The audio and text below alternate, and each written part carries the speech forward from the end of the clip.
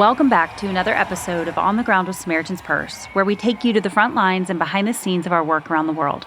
I'm your host, Kristy Graham, and this week we're going to talk about a topic that's different from our usual on-the-ground reporting, the London Marathon. I'm sure you're wondering how the London Marathon could have anything to do with the work of Samaritan's Purse. One of our podcast correspondents, Melissa, recently ran the marathon to raise money for Samaritan's Purse projects in Iraq as part of our creative giving initiatives. I was able to sit down with her afterward to talk about why she chose this creative way to get the word out about Samaritan's Purse and what the Lord taught her in the process. And I know there's some people out there that maybe don't have a lot to give financially, but they want to support the ministry. And this is a creative, wonderful way to give. You recently did the London Marathon, and this was through our UK affiliate office. How did that even deepen your faith and show you that, your passion, you were really, I think it opened up even your passion for the ministry and for the Lord in a deeper way? Oh, it absolutely did. And that was one of the things that I gained the most out of the experience. And as I asked myself a million times during training, because it's a huge time commitment to run a marathon, to train for a marathon. And then during the run itself, when things are aching and you mentally are starting to shut down, why did I do this? You know, I've worked for the ministry for 17 years. And so obviously I'm dedicated to the ministry. But by doing this, it was saying on a much deeper level to myself, what am I willing to sacrifice for the ministry? What am I willing to put out there for the gospel? And never to forget that it's tied to something that is eternal and is so much bigger. So in that sense, it really had a huge impact on me. And then, of course, I mean, running a marathon, if it is a faith exercise for sure. And I want to talk about the race in a minute because I know you got so many things out of it, but I'm thinking even leading up to it, and as you mentioned, anytime you step out in faith or you boldly say, okay, Lord, I'm going to be obedient, obedience is so critical to, I think, our growth in our relationship with Jesus Christ. But I think even beyond that, our openness to hearing from him and our observing him in our daily, because as you mentioned, when we step out in faith, there are things we would have missed in life. I mean, it's not bad to not challenge yourself or come out of your comfort zone, but you could have said, oh, I work for the ministry full time, but you felt convicted and challenged to go above that. And so I just want people listening, you may not run a marathon, but what are some ways you can go above and beyond? Because I think we often do. We would miss things by not being obedient. But what are some things that, because you took this leap of faith, he did so much more, even beyond the race itself? Yeah, absolutely. And again, that's where challenging, like you so artfully articulated, challenging yourself, not being complacent in your faith, it was eye-opening for me. And early on, it was wintertime. Sometimes it would be snowing, it would be dark. You don't feel like going out there. And, those were moments when I really had to dig deep.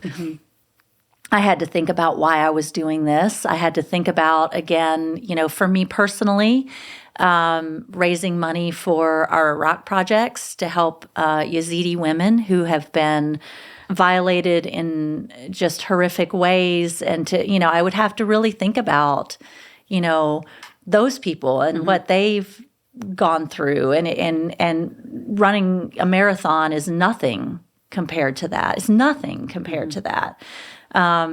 Training for a marathon is nothing compared to that. But it did, really push me to say, I want them to see the Lord, and not realizing how often that would mean that I would see the Lord. I would go out on a freezing cold night to run. I can remember one 7-mile run, and it was snowing, and it was dark, and my hands were starting to, even through my gloves, my hands were so cold, and I just put on praise music, and I just lost myself in that praise music. I just feel like crying right now thinking about it.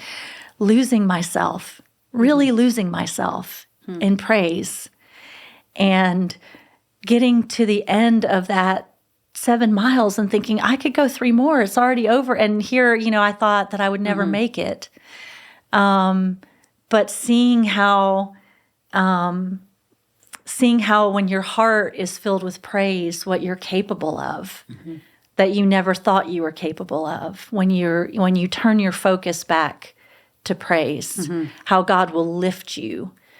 He will physically lift you. He will emotionally lift you in ways that you couldn't. I could never have dreamed. And it seems silly because it was just a 7-mile run, but I can really remember that night and that lesson that he taught me in that moment of turning my heart to praise when things felt super tough.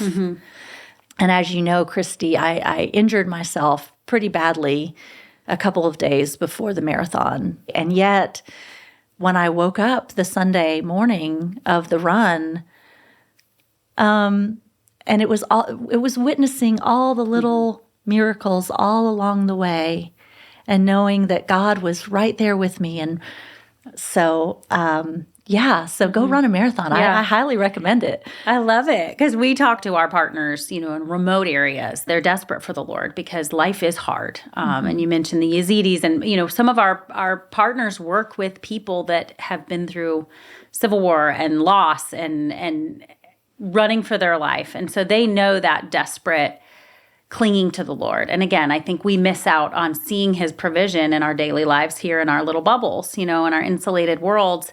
And so this is just a small way for you to, and so I just want to encourage people, step outside. All of us can't move to Iraq or, across the world to live in a desperate situation, but we can become desperate in our daily lives. And I think that dependence on him and in our weakness, the verse says, in our weakness, Christ's power is manifested. And so sometimes we miss it, or he is working and we overlook it because we're so busy.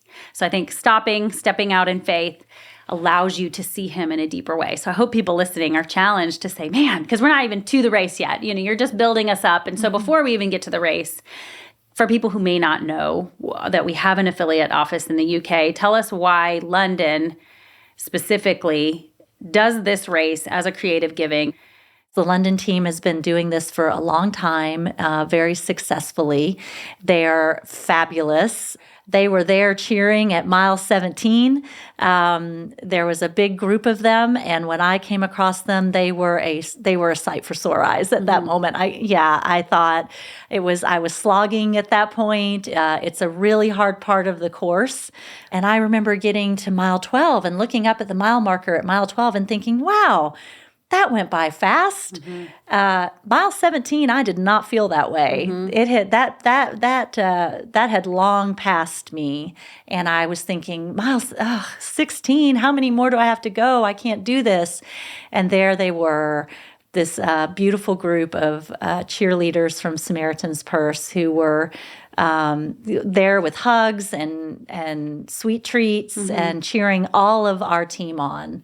To keep going. And they had been standing out there in the rain, in the cold, and cheering everybody on. And so that's another thing I love about creative giving is that it engages community. It creates community. In this case, it was our Samaritan's Purse community in London, and really reinvigorating all of us, I think, including them. I think it charges them every year, charges them up to, cheer these runners on. And that's, again, creative giving. That's a great element of it. In your own community, what can you do to charge people up about the work of Samaritan's Purse? But again, I go back to, more importantly, the gospel. How can you charge people up about the importance of bringing the gospel here in the United States and all over the world? Because that's what it's all about. I've done a marathon before. You hit walls, and I love physical training. And what is that verse that says physical training is of some value, because it it requires perseverance and stretching yourself and pushing through mental blocks. But spiritual, training is of so much more value, because it's eternal. And so I think it does model, because growing with the Lord requires discipline, daily dependence, time in the Word. So much is mirrored in our spirit or physical work. And I feel like marathons is such a great analogy of life, because life is a marathon. It is, as you mentioned, there's miles that are easy, and there's days that are easy and we breeze through. But then there's days that are hard. And we hit a wall and we don't want to keep going. And, there's times in the race where you want to quit. I mean, your muscles, you physically can't do it. And so you have to push through that mental block. But I think that's how life is, and we think of life as a sprint or, we're just going to quickly get through it. But we do hit setbacks and hards. And it's not a matter of if, it's a matter of when. Jesus reminds us of that. In this world, you will have trouble, but take heart. I have overcome the world. And so I think people listening, I want you to hear, you might be in a good mile where you're doing really great and you're breezing through and things are easy, but you're going to hit roadblocks. And so we need community. So I'm thinking in life, we need community. We need to walk alongside, and sometimes we need our arms held up. But talk to me about the race, because I think there are so many spiritual applications in a race and times where you really can't take another step, but the body of Christ or people, and I know people were instrumental in you, whether it was strangers, wearing a shirt that kept you going, or a cheer from a stranger, or a cheer from someone you know. And so I think I want people hearing, like, this applies to all aspects of life. If you have someone that's struggling, in a battle for cancer, or, you're cheering and you're praising and lifting them up, it matters, and again, for the gospel, or your partners that are across the world, sharing the gospel and doing hard things. So talk to me about the race day. I mean, I know you hit many, many, many miles, physical injuries, wanting to stop, but the Lord sustained you. So maybe share how people or his word, how did the Lord sustain you and allow you to keep going? The scripture says, run the race with endurance, right? So, I mean, it's an easy tie to say that, but it's not meant to be run alone.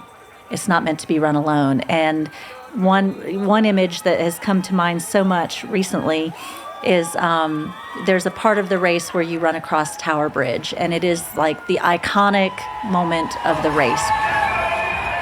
And it was for me, it was the thing that I was looking forward to the most. My husband and I had talked the night before, and as you know, Kristy, my husband is disabled, and he has multiple sclerosis. His legs don't really work very well, if they work at all some days. Mm-hmm. And so I wanted him to see me running across Tower Bridge. So I had purposefully booked a hotel and a room where he would be able to see me run across Tower Bridge without having to climb all the steps to get up to Tower Bridge, because I knew he wouldn't be able to do that. Mm-hmm. And so I wanted to share that moment with him somehow. And so he could be in the hotel, but I never expected to see him on the race. I never expected to see him during the run. And here I am running across Tower Bridge. It's my moment, the one moment that I wanted more than anything else in the entire run. And I look over, and there he is. He is standing on top of Tower Bridge. Mm-hmm. To give me a hug in that moment.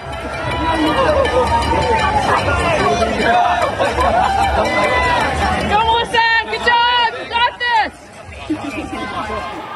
And that happened because two of our beautiful, amazing Samaritan's Purse UK friends, Darren and Jody Tosh, had gone to our hotel, had gotten him, and had gotten him up those stairs. The high point for me of the entire race, the thing that I looked forward to the most, that I was actually accomplishing and feeling good about, he was there. Because they were so intentional about making sure that moment happened.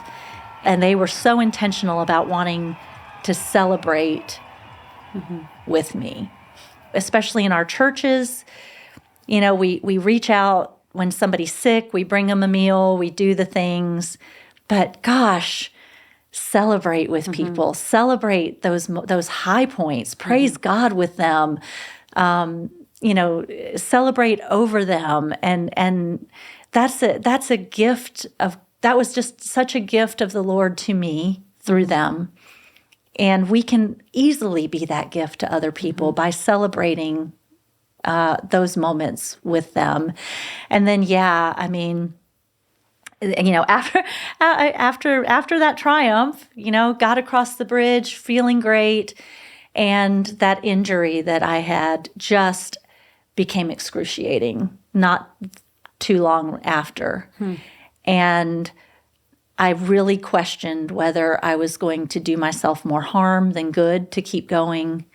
I had to really wrestle. Am I just doing this out of my own pride? Then there's the guilt. People have donated money. I have to finish, and I'm ugly crying for miles and miles.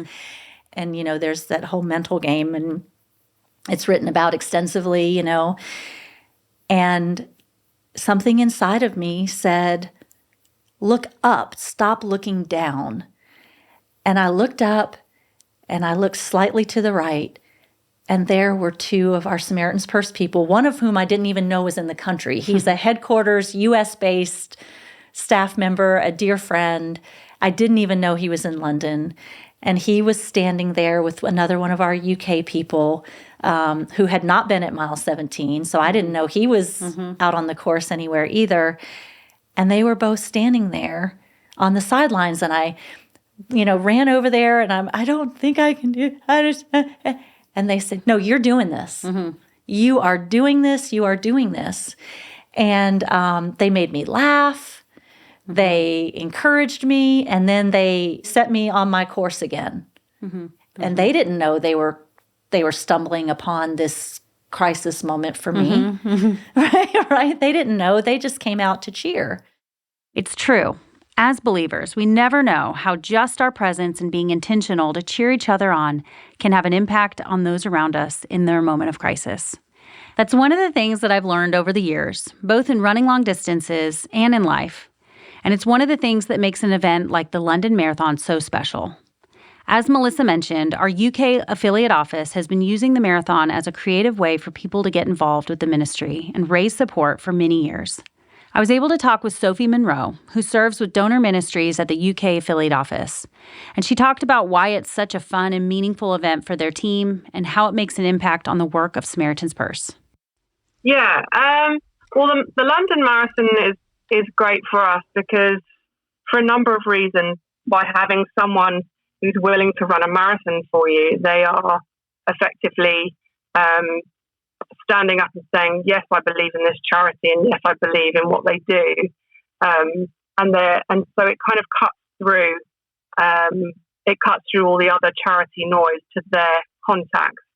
And it does it in a way that we wouldn't be able to do, because if you were to receive an email from one of your family members or one of your friends to say, will you support this charity? I'd say you're more likely to do it because they're telling you to do so than if it was coming from the charity themselves. I think, again, it's just another really great way for us to get our message out there and for people and to build trust with potential partners in the UK. So tell me about the race itself. So, the London Marathon, I guess, I think it's one of the biggest in the world, isn't it? In terms of an event. Mm-hmm. And I believe I'm not a runner myself, but I believe if you are a marathon runner, then the London Marathon is one of the best you can do. When you're there, it feels like all of London just shows up to cheer you on. The atmosphere is absolutely amazing. And in some places, it's kind of, 10, 20 people deep behind the barrier, cheering people on. A big thing that we do is we put names on people's shirts. It's really good. I'd say it's essential to put the name of the runner on the shirt, because when you're running around, it's the thing to do if you're cheering is to shout out everybody's name, not just the people that are running for your charity, but everyone. And so it really just gives runners a real boost as they're running around. The last couple of years we've set it up at mile 17. And the reason I picked mile 17 for two reasons. Firstly, I believe it's a really tough mile if you're running a marathon. I think a lot of people really struggle around that time because they've already run, 17 miles. And then they realize, oh gosh, I've got another, 6 or 7 miles to go. So yeah, just physically, it's quite a physical kind of pain barrier, if you like, around that time. And then secondly, it's a really quiet part of the track, of the course. If you go somewhere like Embankment or Tower Bridge or any of the London landmarks, you'll find it's really, really busy. There's loads going on. You have live bands and, steel pan drums and just lots and lots of stuff going on. But mile 17 seems to be quite a quiet strip. And also there's no metal barrier on that section of the track. So they can, runners can come over, we can give them a hug, and we can just really encourage them to do the last bit of the race from there. Sounds so fun. I want to come there one day. Yeah. You have sold me. I'm like, that sounds so exciting. Whether I'm going to be a spectator or a runner, I haven't decided. So I'm just curious, what has God taught you being with Samaritan's Purse, and what has impressed you because you've been in this for so long? What I've learned, what God's taught me, what Samaritan's Purse donor ministry staff have taught me is that it's God's money, right? He brings the people to us. He stirs people's hearts. If they want to support Samaritan's Purse, if they want to support our work, then He will bring them to us. But then my job, where I work hard, is to make sure that the people that do decide to support Samaritan's Purse and say, yes, I want to be a part of that I steward them like the best that I possibly can. So I want to make sure that their whole experience of giving to us is a really fulfilling experience, that even though they can't go on the front line, even though they might not be able to volunteer on a team or go out and do the mission themselves, I want them to feel that they really are an integral part of the mission. They are just as important as anyone else out in the field. And I know not everyone can rush into a disaster zone to offer help or perform complex surgery on a baby's heart. But we're so grateful for the many people that God brings to work with Samaritan's Purse for the sake of the gospel. We're all in this together as the body of Christ, and every penny and every prayer has an impact for eternity. I asked Sophie what she would say to those who support Samaritan's Purse. I'd just say, from the bottom of our hearts, thank you so much for partnering with us, and don't ever feel that your gift is insignificant, because I do hear that quite a bit. When I phone people, they often say, you shouldn't have taken time out to ring me, or it's really nothing what I've done. It's nothing. Like, people are almost apologetic that they haven't really done much. But as I said earlier, I just think every single gift that we get is so important, and God sees it. And it just reminds me of the story in the Bible where, the widow who just gives everything that she's got, the poor widow. She gives kind of her one coin, but it's everything she's got. And God sees these gifts, and it's His ministry, right? He leads it. And so I just want to say thank you, really, for being part of it, for enabling us to be there on the ground and enabling us to do what we're good at, but we really couldn't do it without any one of them. What Sophie said is so true. We truly couldn't do this work without every person who chooses to partner with us through prayer and support, and including people who find creative ways to get the word out about who we are and what we do. I hope you've enjoyed this episode, and I hope that the Lord challenged and encouraged you through it. I personally love marathons, and I love runs and sports for so many reasons, but especially because it mirrors our spiritual journey. 1 Timothy 4:8 says, "For physical training is of some value, but godliness has value for all things, holding promise for both the present life and the life to come."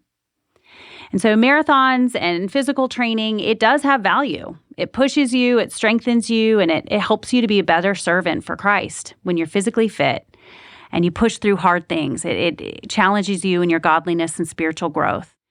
And so I hope this episode has challenged you in your daily walk, both spiritually and physically. Running a marathon is much like our journey in life, and it's important for us to cheer each other on and lift one another up.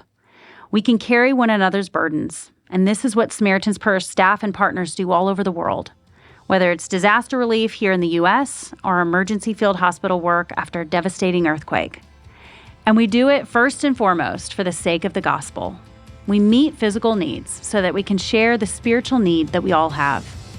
And that's why we work. That's why so many faithful believers volunteer their time to serve. And yes, even do crazy things like run marathons to raise money and awareness. It's never for the glory of Samaritan's Purse. It's for the glory of God and the sake of the gospel. Thank you so much for listening today.